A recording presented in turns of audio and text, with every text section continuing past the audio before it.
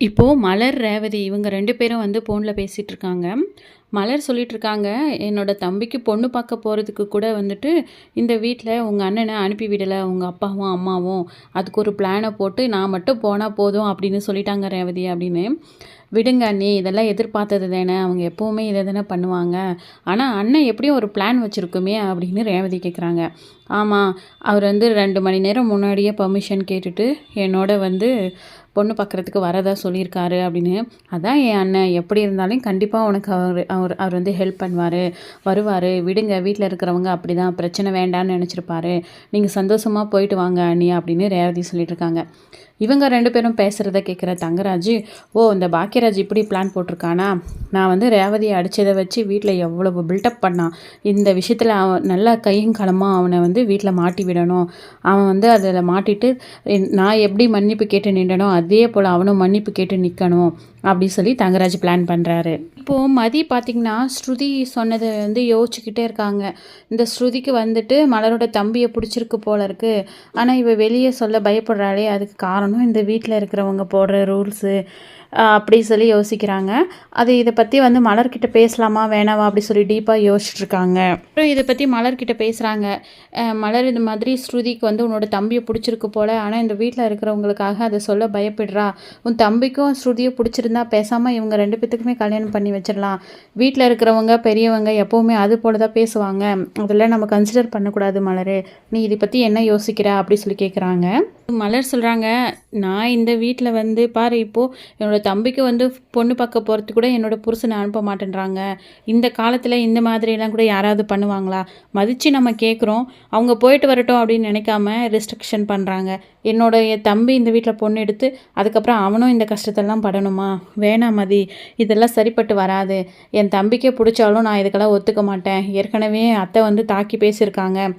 அவங்களுக்கெல்லாம் இந்த மாதிரி ஒரு பெரிய குடும்பத்திலேருந்து பொண்ணு கிடைக்காது" அப்படின்னு எல்லாம் சொல்லி, "அதனால் வேண்டாம் வேண்டாம், என்னோடய தம்பிக்கு இப்போ பார்க்குற பொண்ணு பிடிச்சிருந்தா கல்யாணம் பண்ணி வச்சிடணும். இதில் எனக்கு துளி கூட விருப்பம் இல்லை" அப்படி சொல்லி மலர் அங்கேருந்து போயிடுறாங்க. பார்த்திங்கன்னா ஏற்கனவே மலர், பாக்கியராஜ் இவங்க 2 பேரும் பிளான் பண்ணபடி வந்துட்டு கிளம்பலாம் அப்படின்னு சொல்லிட்டு ஃபோன் பண்ணுறாங்க பாக்கியராஜ். "நான் வந்துட்டு பேங்க்கில் வந்து பர்மிஷன் கேட்டுட்டேன், நீ ரெடி ஆகிட்டு வாமா, நம்ம போகலாம்" அப்படி சொல்லிட்டு. ஸோ ஏற்கனவே தங்கராஜுக்கு இந்த விஷயம் தெரிஞ்சதுனால பேங்க் முன்னாடி போய் நின்று மறைமுகமாக வீடியோ எடுக்கலாம், இதை கையும் களமாக அந்த பாக்கியராஜை போட்டு கொடுக்கணும் அப்படின்னு சொல்லிட்டு இப்போ பார்த்திங்கன்னா அங்கிட்டு போய் நிற்கிறாரு. இவரும் வந்து ஏற்கனவே 2 மணி நேரம் முன்னாடியே பர்மிஷன் போட்டுட்டு அங்கேருந்து கிளம்பி போகிறத வந்துட்டு தங்கராஜ் வந்து வீடியோ எடுக்கிறாரு. வீடியோ எடுத்துகிட்டு ஃபாலோ பண்ணிவிட்டு அங்கேயும் போய் அங்கேயும் வீடியோ எடுக்கிறாரு. ஸோ இவங்க 2 பேரும் போனதுனால அவங்க வீட்டில் இருக்கிற எல்லாருமே வந்து சந்தோஷமாக இருக்கிறாங்க.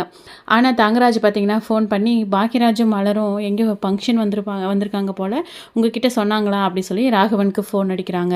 "என்ன, பாக்கியராஜ் போயிருக்கானா? போயிருக்க மாட்டானே, நான் அவனை வேணான்னு சொல்லிட்டு மலரை மட்டும்தானே அனுப்பிவிட்டேன்" அப்படி சொல்லி ராகவன் சொல்லவும், "என்ன மாமா நீங்கள் திடீர்னு இந்த மாதிரி ஒரு குண்டை தூக்கி போடுறீங்க? அவங்க 2 பேரும் தான் இங்கே இருக்காங்க. நான் எதாச்சும் இந்த வழியாக வந்தபோது அவங்க போனதை நான் பார்த்தனே" அப்படின்னு உடனே ராகவன் பயங்கர டென்ஷனோட ஃபோனை வச்சுட்டு ஃபோன் பண்ணுறாரு பாக்கியராஜுக்கு. "எங்கடா இருக்க?" அப்படி சொல்லிட்டு, "நான் பேங்க்கில் தான் இருக்கேன்" அப்படின்னு சொல்கிறாங்க. உடனே ராகவன் வந்து, "நம்மக்கிட்ட போய் சொல்லிவிட்டு பொண்டாட்டியோட வந்து பொண்ணு பார்க்க போயிருக்கான். இதை நம்ம இப்படியே விடக்கூடாது, அவன் வீட்டுக்கு வரட்டும், இதை ஒரு பெரிய பிரச்சனையாக பண்ணி இதுக்கு ஒரு முற்றுப்புள்ளி வைக்கணும்" அப்படின்னு ராகவன் யோசிச்சுட்ருக்காரு.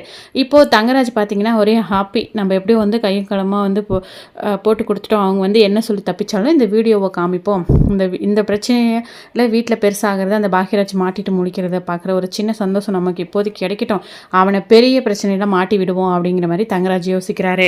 இப்போ வந்துட்டு மதிக்கு இந்த விஷயம் தெரிய வந்துருச்சு. பாக்கியராஜ், மலர் இவங்க 2 பேரும் தான் வந்து ஃபங்க்ஷனுக்கு போயிருக்காங்க அப்படிங்கிறது வீட்டுக்கு தெரிய வந்துருச்சு அப்படின்னு சொல்லிட்டு. உடனே மதி கால் பண்ணுறாங்க மலருக்கு. "நீங்கள் 2 பேரும் ஃபங்க்ஷன் போன விஷயத்த யார் மூலயமோ வந்து அத்தை மாமாவுக்கு தெரிஞ்சிருச்சு.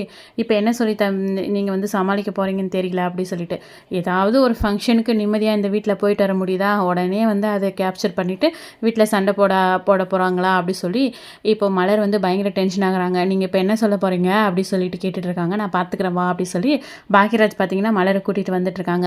வீட்டுக்கு வந்த உடனே, "டேய் நில்றா, என்ன அவள் ஃபங்க்ஷன் போனால் நீ பேங்க்கு போனேன், இப்போ 2 பேரும் சேர்ந்து வந்துட்டுருக்கீங்க, என்ன நடந்துச்சு, எங்கே போயிட்டு வரீங்க?" அப்படின்னு.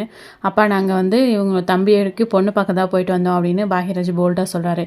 "என்னடா, நான் தான் நீ போக தேவையில்லை, அவள் மட்டும் போனால் போதும்னு சொன்னேன், இப்போ போயிட்டு வந்துட்டு எங்ககிட்ட சொல்கிறீங்களா? அப்போ நாங்கள் சொன்னதுக்கு என்ன மரியாதை இருக்குது?" அப்படின்னு ராகவன் கேட்குறாரு. "நான் வந்து ஃபங்க்ஷனுக்கு போனேன் அப்படிங்கிறது அப்படிங்கிறத நான் சொன்னதுனால தான் உங்களுக்கு தெரிஞ்சிச்சு. நீங்கள் வந்து ஆல்ரெடி இந்த விஷயம் தெரிஞ்சு ப்ரிப்பேராக இருக்கிற மாதிரியே பேசிகிட்டு இருக்கீங்களேப்பா அப்படி சொல்லவும், என்ன நினச்சிட்டு இருக்க பாக்கியராஜ், நான் உன்னை ஃபங்க்ஷன் போக வேணான்னு சொன்னேன், அந்த கேள்விக்கு பதில் சொல்ல சொன்னால் நீ என்ன பேசிகிட்டு இருக்க அப்படின்னு. அப்பா நான் உங்களை மதித்து நான் ஃபங்க்ஷனுக்கு போயிட்டு வரேன் அப்படின்னு 1க்கு 2 முறை நான் கேட்டேன். அந்த விஷயம் எனக்கு பிடிச்சிருக்கு அப்படின்னு சொல்லி உங்களுக்கு தெரிஞ்சிருந்தா நீங்கள் என்ன பண்ணியிருக்கணும், ஃபங்க்ஷனுக்கு போயிட்டு வாப்பா அப்படின்னு சொல்லியிருக்கணும். ஆனால் நீங்கள் வேணான்னு சொல்லிட்டீங்க. ஆனால் என் பொண்டாட்டி கோச்சுப்பாளே, அதனால் நான் வந்து உங்களுக்கு தெரியாமல் போயிட்டு வந்தேன். உங்களுக்கு வேணான்னு சொன்னதுனால மகன் போகலன்ற சந்தோஷமும், ஏதோ ஒன்று பண்ணி நம்ம வீட்டுக்காரர் நம்ம கூட வராருன்ற என் பொண்டாட்டிக்கு சந்தோஷமும் தரும். இப்போ அந்த விஷயம் தெரிய வந்துருச்சு. ஆனால் இது ஒரு பெரிய தப்பு கிடையாது இல்லைப்பா, நான் போயிட்டு வந்தது அப்படி சொல்லி பாக்கியராஜ் பேசவும் அவங்களால எதுவுமே பேச முடியறதில்ல. சைலண்ட் ஆகிடுறாங்க. பாக்கியராஜா இதை இப்படி பேசுகிறான் அப்படின்னு சொல்லிட்டு. ஆனால் தங்கராஜ் பார்த்தீங்கன்னா இந்த விஷயத்தினால வீட்டில் ஒரு பெரிய பூகம்பம் வெடிக்கும், நம்ம அது மூலமாக நல்லா குளிர் காயலாம் அப்படின்னு நினச்சிட்டு இருக்காரு. ஆனால் பாக்கியராஜ் இப்படி போல்டாக பேசுனது மலருக்கு, மதிக்கு எல்லாருக்குமே ஷாக்கிங்காக இருக்குது. அப்போது இந்த வீட்டில் நாங்கள் சொல்கிறதெல்லாம் பொருட்டாக எடுத்துக்காமல் உங்கள் இஷ்டத்துக்கு நீங்கள் ஆடிட்டு திரிவீங்க, அதுக்கு ஒரு காரணம் சொல்லிட்டு இருப்பீங்களா அப்படின்னு ராகவன் கேட்குறாரு. அதுக்கு பாக்கியராஜ் சொல்கிறாரு, அப்பா இன்னும் எத்தனை காலத்துக்கு இப்படியே இருப்பீங்க, என் பொண்டாட்டியோட தம்பிக்கு பொண்ணு பார்க்குறதுக்கு நாங்கள் போகாமல் வேறு யாருப்பா போவாங்க, இதில் என்ன தப்பு இருக்குன்னு சொல்லிட்டு நீங்கள் வேணான்னு சொல்கிறத அதை நாங்கள் போயிட்டு வந்தால் நீங்களே நாசுக்காக புரிஞ்சுட்டு அமைதியாயிடணும், அதை விட்டுட்டு நீங்கள் உங்கள் இஷ்டத்துக்கு இதெல்லாம் சொல்லி காட்டிட்டு இருந்தால் இந்த காலத்துக்கு செட் ஆகாதுப்பா அப்படின்னு சொல்லிட்டு அவர் உள்ளே போயிடுறாரு. ரொம்ப நோஸ்கட் ஆயிடுது ராகவனுக்கும் ராஜலக்ஷ்மிக்கும். உடனே ராஜலக்ஷ்மி வந்து ராகவன் கிட்ட சொல்லிட்டு இருக்காங்க, பாருங்க இவன் இப்படி பேசுகிறானா, இந்த மதி தான் இதுக்கெல்லாம் காரணம், அவன் வந்து எல்லாத்துக்கும் எதிர்த்து பேசி லாஜிக்கை பேசி இப்போ இவனும் கற்றுக்கிட்டான், அவளை தாங்க இந்த வீட்டில் நமக்கு மரியாதை போயிடுச்சு அப்படி சொல்லவும் ராகவன் ரொம்ப டென்ஷன் ஆகி உடனே நெஞ்சு பிடிச்சி உட்கார மாதிரி உட்காராரு. தங்கராஜ் இந்த வீட்டில் எப்படி இந்த டைமில் பிரச்சனை வந்திருக்கும் அப்படின்னு சொல்லிட்டு ரேவதியை கூட்டிகிட்டு வீட்டுக்கு வராரு. என்னாச்சு மாமா ஒரு மாதிரியாக இருக்கீங்க அப்படின்னு தங்கராஜ் என்ட்ரி ஆகவும், எல்லாம் இந்த வீட்டில் இருக்கிறவங்க பண்ணுறதான்ப்பா, ஏதாவது ஒரு பிரச்சனையை பண்ணி ப்ரெஷர் பண்ணிகிட்டே இருக்காங்க, நான் எங்கே நல்லா இருக்கிறது, கூடி சீக்கிரத்தை நான் செத்து தொலைஞ்சிரும் நாட்டுங்குது அப்படின்னு ராகவன் சொல்லவும், என்னாச்சு அப்படின்னு சொல்கிறாங்க. ஒன்றும் இல்லை, அவனை பொண்ணு பார்க்க போக வேணாம்னு சொன்னால் அவன் இஷ்டத்துக்கு போயிட்டு வந்து இவங்க அப்பாவை டென்ஷன் பண்ணி இப்படி இருக்காங்க அப்படின்னு சொல்லிட்டு, வேணான்னு சொன்னால் அமைதியாக இருக்க வேண்டியதானே, எதுக்கு போகணும் அப்படின்னு தங்கராஜ் பேசவும், பாக்கியராஜுக்கு ஏற்கனவே ரேவதியை அடித்து கோவத்தில் இப்போ வெளியே வந்து பயங்கரமாக சத்தம் போடுறாரு. என்ன நினச்சிட்டு இருக்கீங்க, இந்த வீட்டில் மாப்பிள்ளைன்னு சொல்லிட்டு நீங்கள் 100க்கு 300 முறை வந்து போவீங்க, வீட்டில் ஒரு பிரச்சனைனா உங்களை கால் பண்ணி கூப்பிடுவாங்க, எல்லாத்தையும் பஞ்சாயத்து பண்ணுவீங்க, தேவையே இல்லாத விஷயத்தில் மூக்க நுழைப்பீங்க, ஆனால் நான் என்னோட பொண்டாட்டியோட தம்பிக்கு பொண்ணு பார்க்க போனது கூட தப்பா அப்படி சொல்லி பாகியராஜ் பேசவும் எல்லாருக்கும் பயங்கர ஷாக்கிங்காக இருக்குது. எனக்கு எதை பண்ணணும் பண்ணக்கூடாதுன்னு தெரியும், இது ஒன்றும் ஒரு பெரிய குலக்குத்தம் கிடையாது, இதை பற்றி இனிமேல் யாரும் இந்த வீட்டில் பேசக்கூடாது அப்படின்னு சொல்லவும் மலருக்கு ரொம்ப ஷாக்கிங், பாக்கியராஜா இப்படி பேசுறது அப்படின்னு.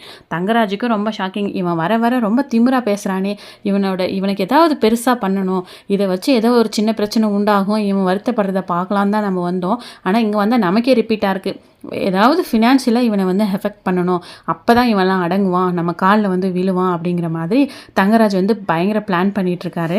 பேசுமே என்ன சொல்கிறாரு, பாக்கியராஜ் பண்ணதில் எந்த தப்பும் இல்லை, அண்ணியோட தம்பிக்கு பொண்ணு பார்க்க போனது ஒரு பெரிய தப்பா அப்படி சொல்லிட்டு அவர் உள்ளே போயிடுறாரு. இப்போ மதி பார்த்தீங்கன்னா சுரேஷ்கிட்ட, நீங்கள் வர வர உங்ககிட்ட ரொம்ப சேஞ்சஸ் தெரியுது, நீங்கள் ரொம்ப மாறிட்டீங்க எனக்கு அப்படின்னு சொல்லவும், அது சுரேஷ்க்கு ஒரு மாதிரி புது அனுபவமாக இருக்குது, மதியோட வாயிலிருந்து இந்த மாதிரி பதிலெல்லாம் வர்றது.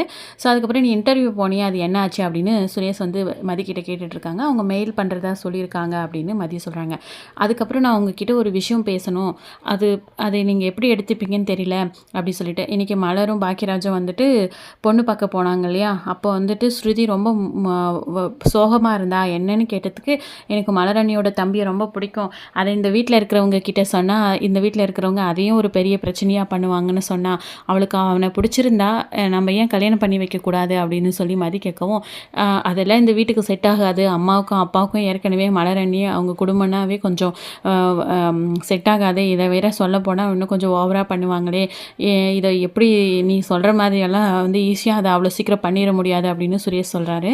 என்ன பண்ணுறது, ஸ்ருதிக்கு எப்படி வந்து மலரோட தம்பியை பிடிச்சிருக்கோ அதே மாதிரி அவங்களோட தம்பிக்கும் ஸ்ருதியை பிடிச்சிருந்தா கண்டிப்பாக இந்த கல்யாணம் நடக்கணும், இதுக்கு நம்ம ஸ்ருதிக்கு எப்படியாவது ஹெல்ப் பண்ணணும் அப்படின்னு மதி நினைக்கிறாங்க.